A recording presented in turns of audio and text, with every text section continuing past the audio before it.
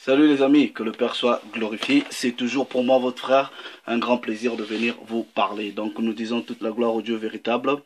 C'est la deuxième partie de la leçon du sabbat, donc sur la personne de Melchisedec. Donc dans cette deuxième partie, nous allons ainsi dévoiler qui en réalité est ce personnage-là qui porta le titre de Melchisedec.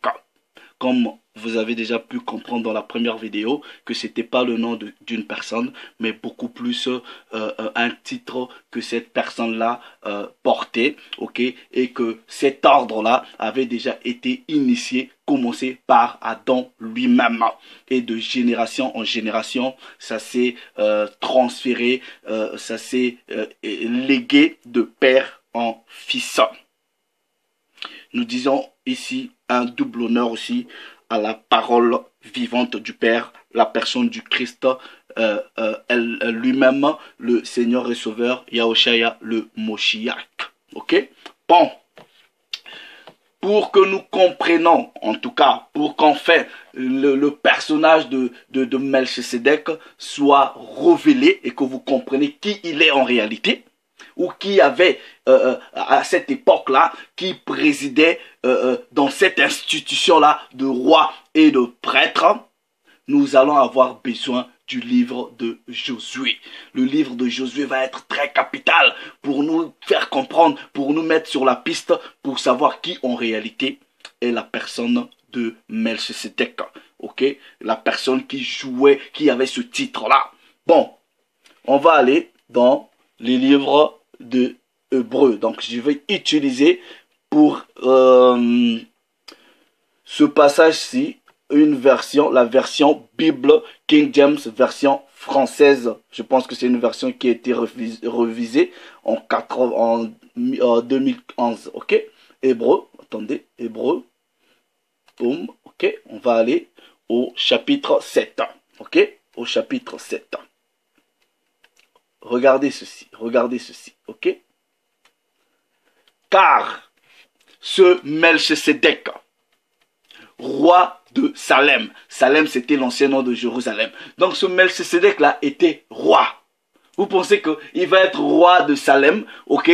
Salem c'est Jérusalem, c'est sorti comme ça d'ordinaire, c'est Dieu, il vient, il est roi. Non, c'était une personne qui vivait, ok? Il était roi. Et prêtre du Dieu très haut, qui alla devant Abraham lorsqu'il revenait de la défaite des rois. Donc, ce scénario-là, c'est dans Genèse chapitre 14. Et qui le bénit, auquel aussi Abraham donna la dîme de tout. Maintenant, vous voyez, quand ils se sont rencontrés, ok, il est venu, Melchisedec est venu à la rencontre d'Abraham. Ce jour-là, il y a eu passation de service. Ok, il y a eu passation de service. Il y a eu transfert de pouvoir. C'est ce jour-là que Abraham a été institué, a été investi comme roi et prêtre. C'est ce jour-là. Vous allez comprendre qu'est-ce qui s'est passé. On va déchiffrer les Écritures tranquillement. Ok, regardez. Parlons de Melchisedec. Étant premièrement par interprétation, c'est-à-dire le titre de Melchisedec par interprétation première, ça veut dire roi de droiture. Ok, Salem. Ok, donc comme on dit dans nos capitales, Paris la belle, ceci, c'est pas que Paris, ça veut dire la belle, non. Ou Paris la lumière ou quoi que ce soit, c'est des bêtises là que vous racontez. Ok, c'est pas le nom de la ville, mais c'est l'identité de la ville. Donc ce roi-là était roi dans cette ville-là qu'on appelait Salem, qui est Jérusalem. Ça, c'est la première interprétation. La deuxième interprétation, comme vous voyez, est ensuite roi de Salem, qui est roi de paix. Vous voyez, Malki Tchedek, Malki Tchedek. C'est ce que ça veut dire. Ok, maintenant regardez. Vous voyez la personne qui a traduit le livre d'Hébreu là, qui est en train d'écrire le livre d'Hébreu. Il n'avait pas tous les rouleaux quand il était en train d'écrire le livre d'Hébreu. Il n'avait pas tous les rouleaux, il n'avait pas toutes les informations. Regardez, il dit dans beaucoup de versions, sans père, sans mère, sans descendant, n'ayant ni commencement de jour, ni fin de vie, mais fait semblable au Fils de Dieu. Ce Melchisédek demeure prêtre à toujours. Maintenant, je vous pose la question. Si Melchisédek n'a pas de père, n'a pas de mère, mais il est semblable au Fils de Dieu, il est semblable en quoi? Parce que le Fils de Dieu, on sait qu'il a une mère. Le Fils de Dieu dont il s'agit ici, c'est la personne de Yahushua, c'est la personne du Christ. Le Christ a une mère, sa mère c'est Marie. Ça ne tient pas la route, ok? Ça ne tient pas la route, ok? Ça ne tient pas la route. On va vous expliquer que la personne qui a traduit hébreu là, ok, n'avait pas tous les rouleaux. N'avait pas tous les rouleaux. Regardez, regardez, ok? On va dans d'autres traducteurs. Je prends, je ne sais pas si vous pouvez voir, ok? Bible de la liturgie. Bible de la liturgie. Regardez, regardez. Prêtez très attention mes frères. Bible de la liturgie. Hébreux chapitre 7 verset 3. Il est écrit, en parlant de Melchisédek. On dit, et à son sujet, c'est-à-dire et au sujet de Melchisédek, on ne parle ni de père, ni de mère, ni d'ancêtre. On ne parle. Au sujet de Melchisédek, on ne parle pas de son père, on ne parle pas de sa mère. Vous allez comprendre pourquoi, au sujet de Melchisédek, on ne parle pas de son père, on ne parle pas de sa mère. Mais ça ne veut pas dire qu'il n'a pas un père, qu'il n'a pas une mère. Non, c'est pas ce que ça veut dire. Et vous allez découvrir qui sont même les parents de cette personne-là qui avait qui présidait dans cet office, dans cet ordre-là. Je prends un autre traducteur qui était très attentif et très réservé. Il dit ici, Bible du semeur. En outre, l'Écriture ne lui attribue ni père, ni mère, ni généalogie.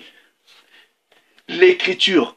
Mais quelle est l'Écriture qui n'attribue ni père, ni mère à la personne de Melchisédek? C'est Genèse chapitre 14.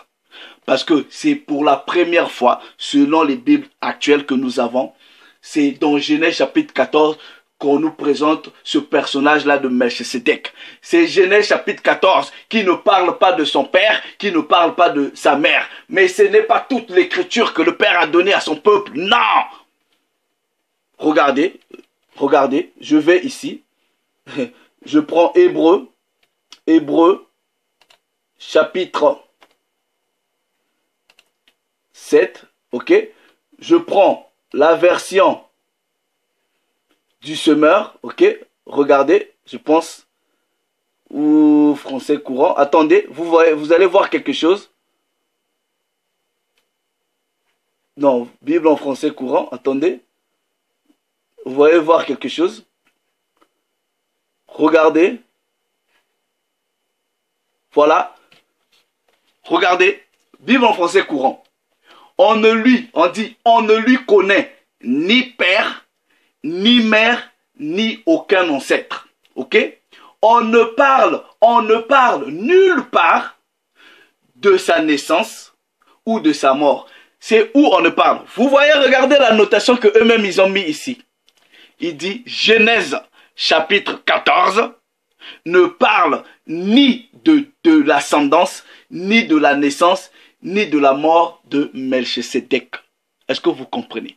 C'est pour cela, la personne qui était en train d'écrire le livre d'Hébreu là, il avait pas tous les rouleaux. Donc il pouvait pas, ok, il pouvait pas connaître qui est le père de Melchisédek, qui est la mère de Melchisédek. Mais il y a aussi une révélation dont il n'a ni père ni mère. On va vous expliquer. Et le sens spirituel aussi, ok, que ça veut dire. Ok? Maintenant, comme je vous ai dit, c'est la personne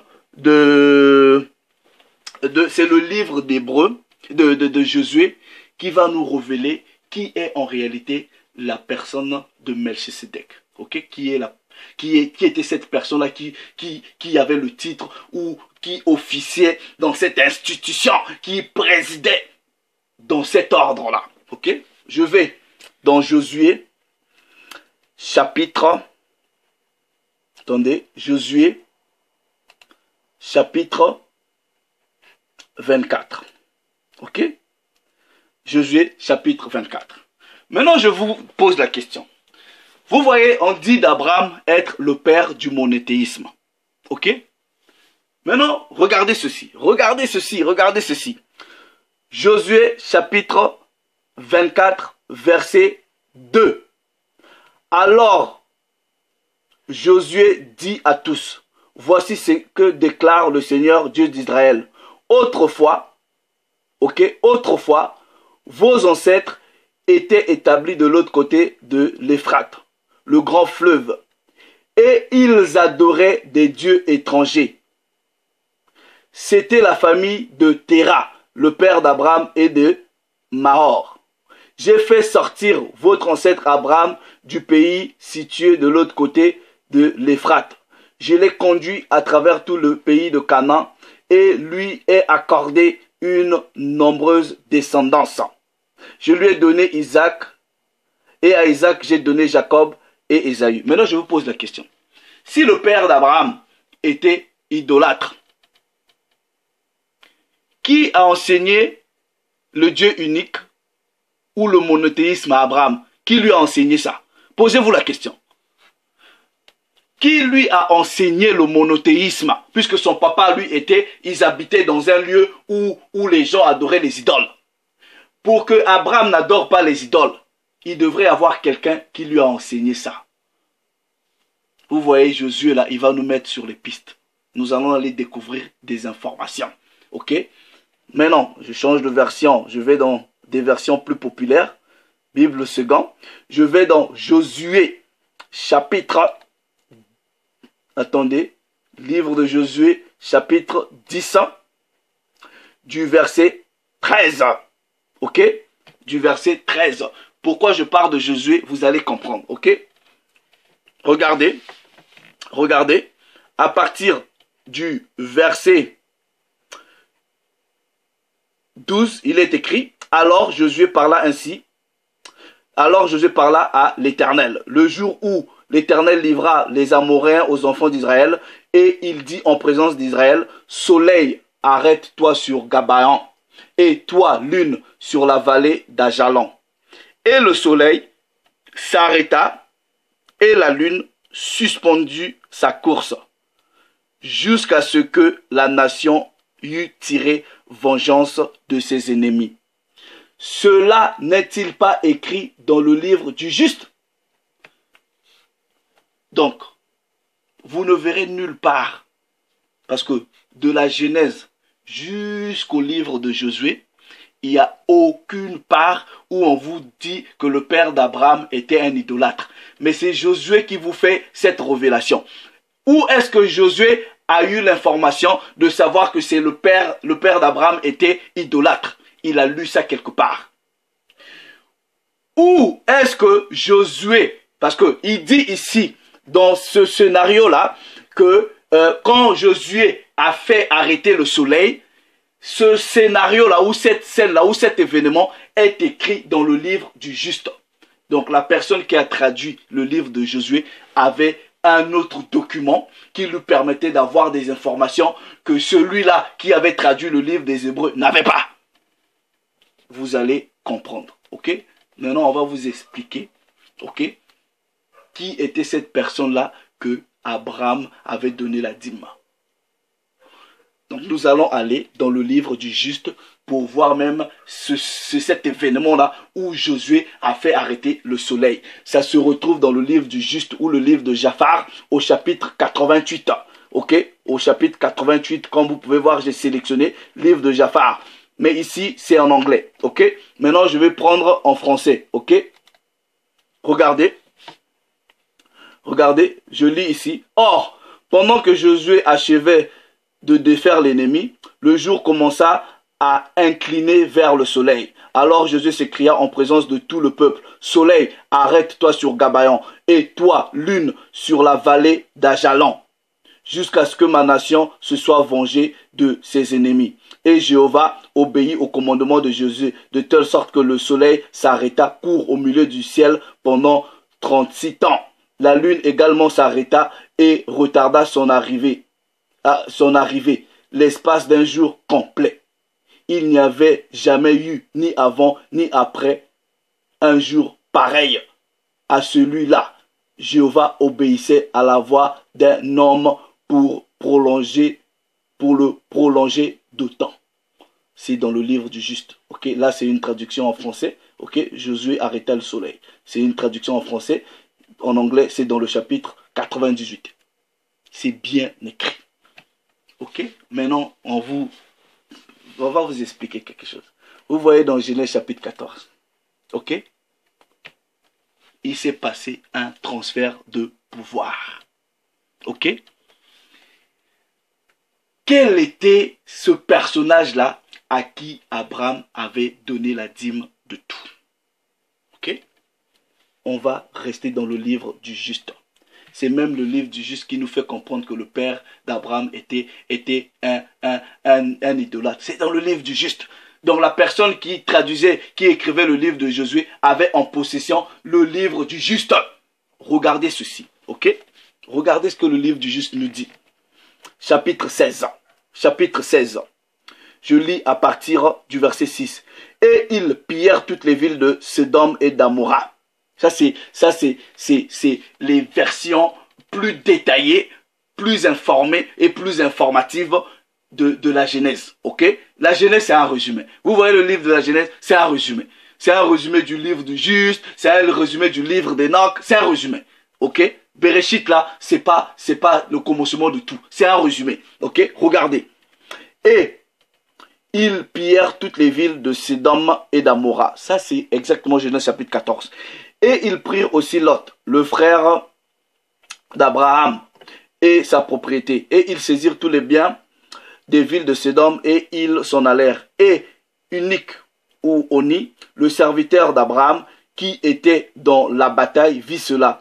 Et dit à Abraham tout ce que les rois ont fait aux villes de Sodome et que Lot fut emmené captif par eux. Et Abraham entendit cela. Et il se leva avec environ 318 hommes qui étaient avec lui. Et cette nuit-là, il poursuivit ces rois et les défit. Et ils tombèrent tous devant Abraham et ses hommes.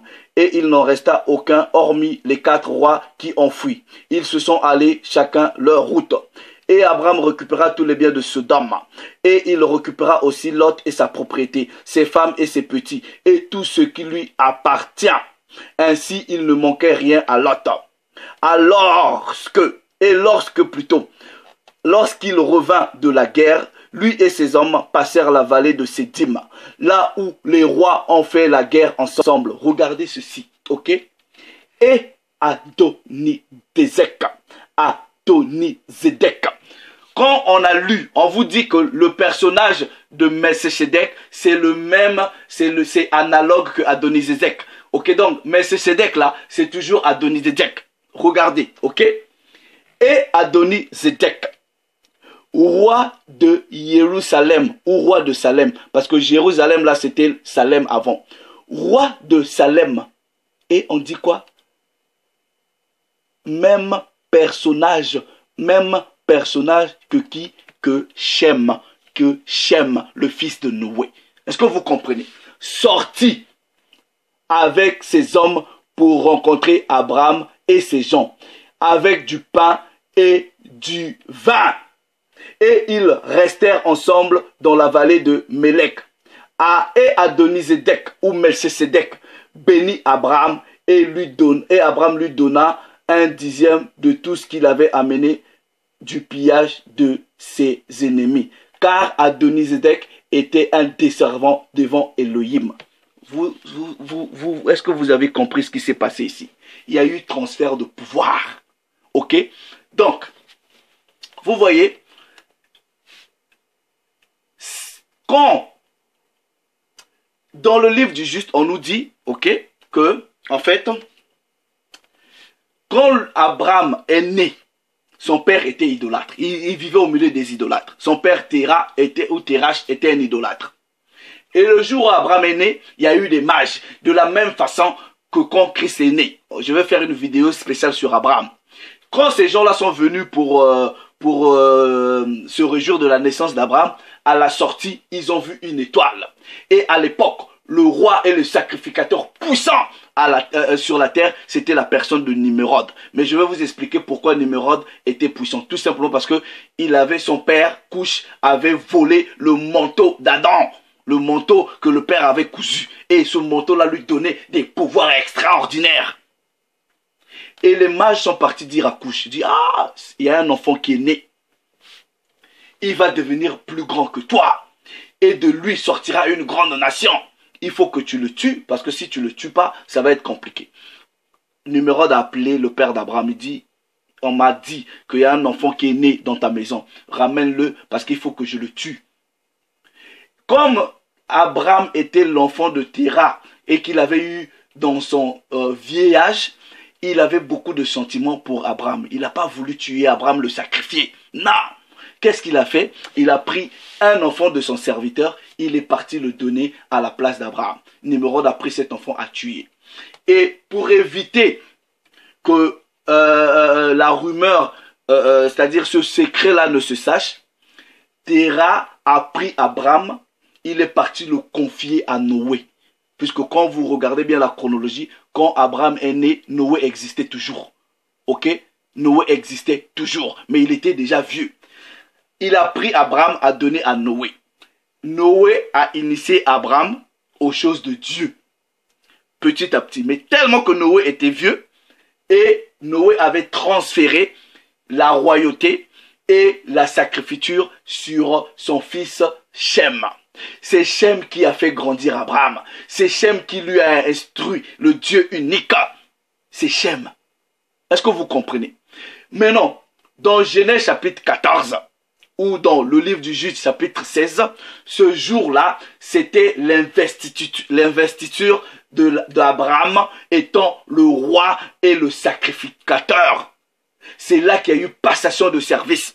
C'est ce jour-là que Shem va s'éclipser de la scène. C'est ce jour-là qu'il va éviter d'être, il va arrêter d'être roi et il va remettre l'ordre à la personne d'Abraham. Vous voyez, ça s'est transféré d'Adam jusqu'à Enoch, Noé, Lamech, Mathusalem, et Noé a donné à Shem. C'est Shem qui va donner à Abraham. Ok? Est-ce que vous comprenez? C'est Shem qui va donner la sacrificature et la royauté à Abraham. Quand on vous dit, ok? Et Adonizek, le même personnage que Shem. Shem. Est-ce que vous comprenez? Mais non. Vous voyez, quand on vous dit, par exemple, que il a ni père ni mère, c'est simple. Ok? Il y a une révélation ici.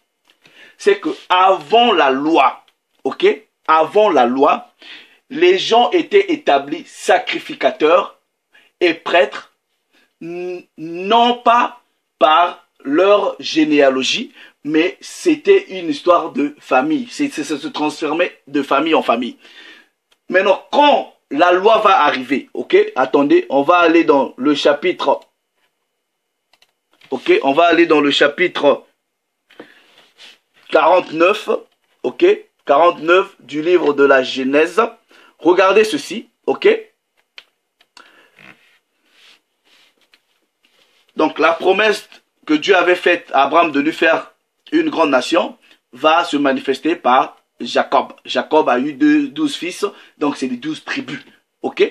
Maintenant, c'est à l'arrivée des 12 tribus que Dieu aussi va établir les histoires de loi. Et il va dire, tous les sacrificateurs vont sortir de la tribu de Lévi et tous les rois vont sortir de la tribu des Judas.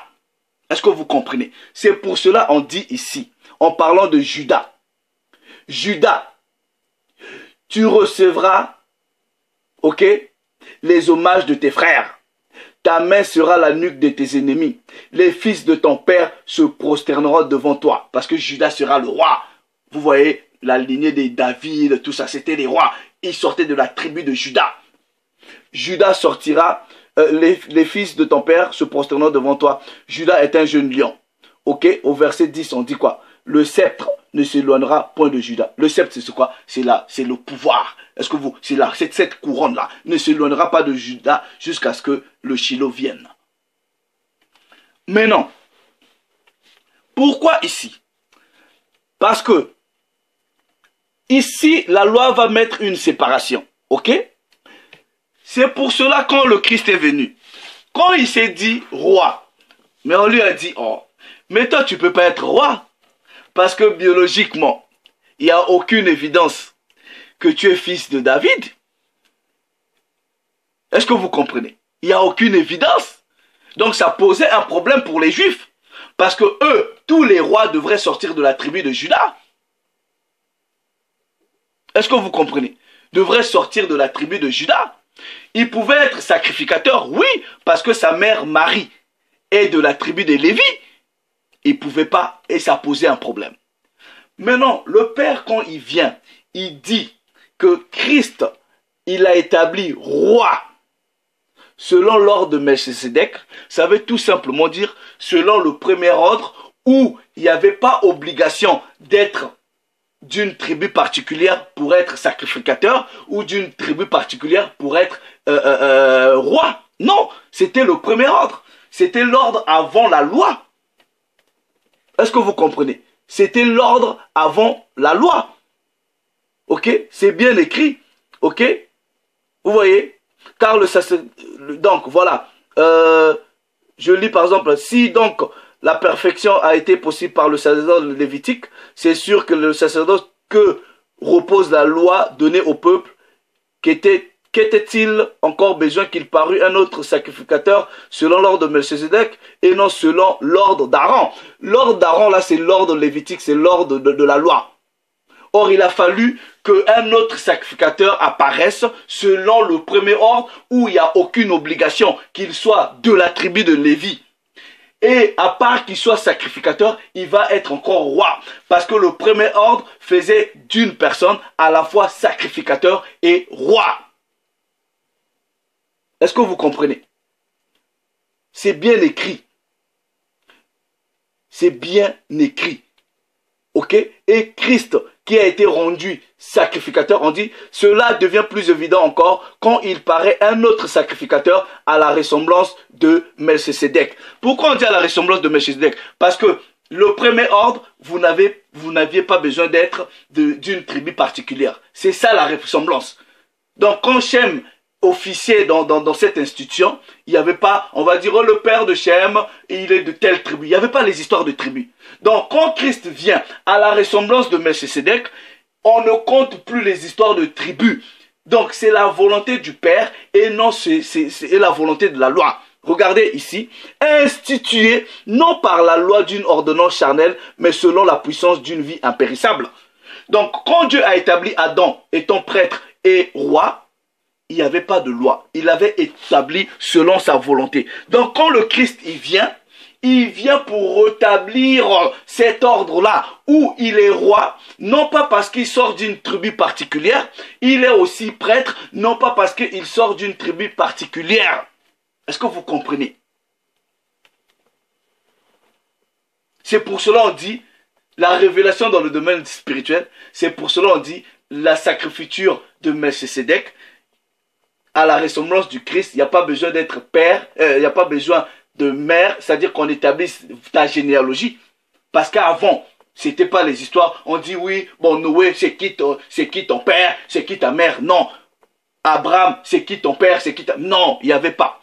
Mais dans la loi, il a fallu que vous sortez d'une tribu particulière pour qu'on dise de vous, oui, tu es sacrificateur. Regardez, regardez, je vais même dans le livre d'Esdras, ok? Je vais dans le livre d'Esdras. Il est où le livre d'Esdras? Ok. Au chapitre 2, regardez, à partir du verset même 60, regardez. Voilà. Et parmi les fils des sacrificateurs, les fils de Abaja, les fils d'Acox, les fils de Barzilla, qui avait pris pour femme une des filles de Barzilla, le Galadite, et fut appelé de leur nom. Regardez, ils cherchèrent leur titre généalogique, ok, et ils ne trouvèrent point. On les exclut du sacerdoce. Donc, quand on ne trouvait pas qui est ton père, qui est ta mère, on ne pouvait pas établir que oui, certainement tu es de la tribu de Lévi, ok, donc tu peux être sacrificateur. C'était impossible.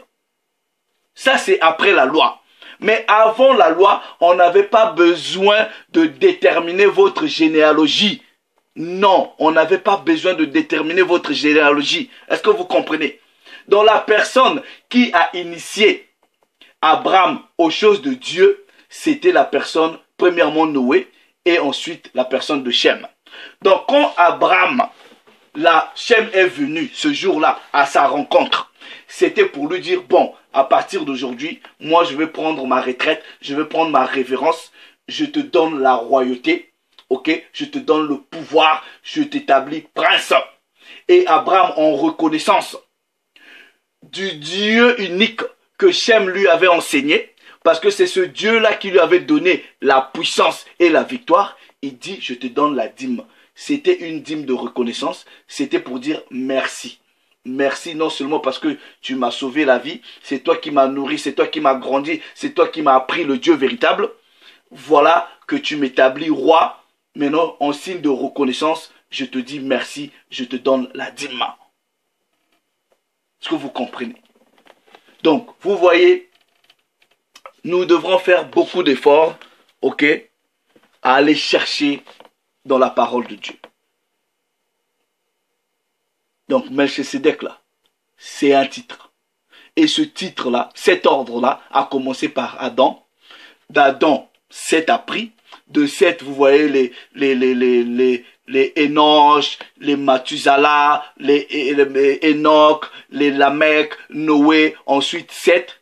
Ok? De Seth, Abraham a pris. Et Abraham, voilà, Isaïe ont pris, Isaac ont pris, bon, il a donné à Isaac, les Jacob ont pris, et voilà.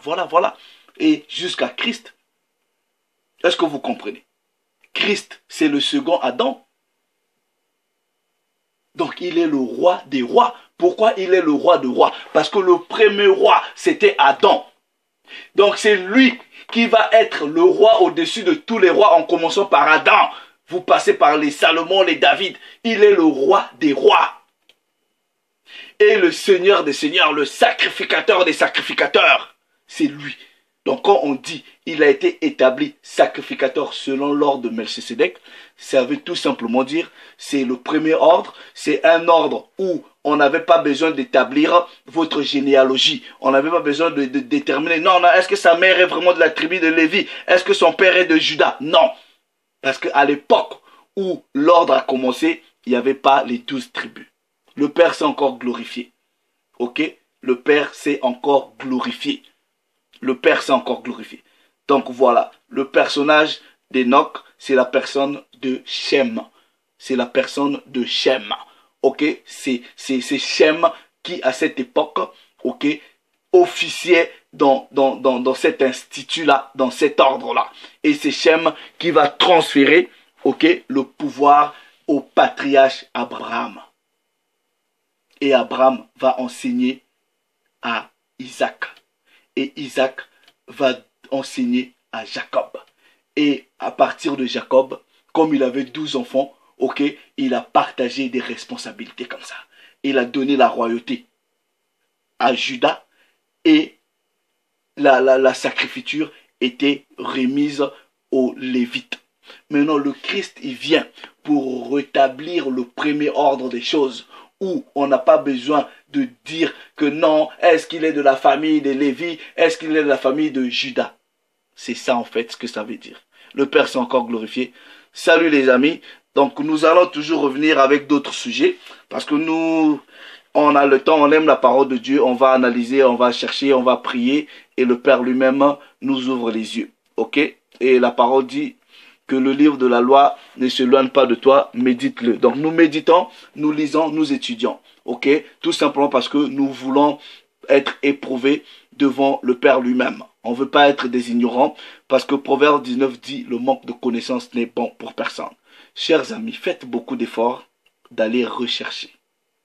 Parce qu'il y a plusieurs hérésies, il y a plusieurs des choses que vous pensez être vraies dans les religions qui sont complètement fausses avec la vérité de la parole de Dieu.